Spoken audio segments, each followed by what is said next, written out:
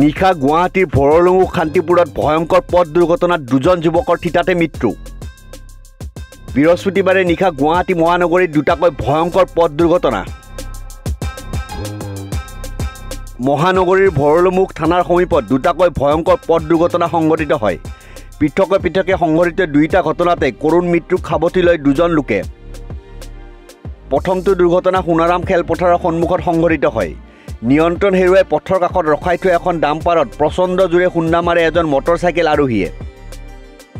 ফলত থিতাতে প্ৰাণ হেৰুৱাই মটৰচাইকেল আৰোহীজনে।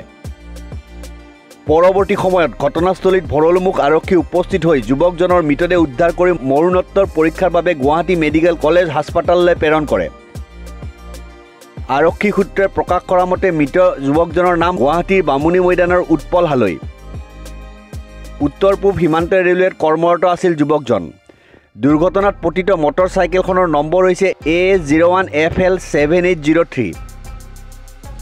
আনহাতে শান্তিপুৰত সংঘটিত আন এটা দুৰ্ঘটনাতো এজন যুৱকে প্ৰাণ হেৰুৱায়। পথ অতিক্ৰমৰ চেষ্টা কৰাৰ সময়তে তীব্ৰবেগী টাটা নেক্সনে মহতিয়াই নিয়ে যুৱকজনক। মৃত যুৱকজন পটাকিলামবাৰীৰ ৰাকেশ দত্ত বুলি চিনাক্ত কৰা হৈছে। ভৰলুমুখ আৰক্ষীয়ে যুৱকজনৰ মৃতদেহ উদ্ধাৰ কৰি মৰণোত্তৰ পৰীক্ষাৰ বাবে গুৱাহাটী মেডিকেল কলেজ হাস্পতাললৈ প্ৰেৰণ কৰে। আৰক্ষীয়ে দুৰ্ঘটনা সংঘটিত কৰা AS01FJ1313 নম্বৰৰ বাহনখনো জব্দ কৰিছে।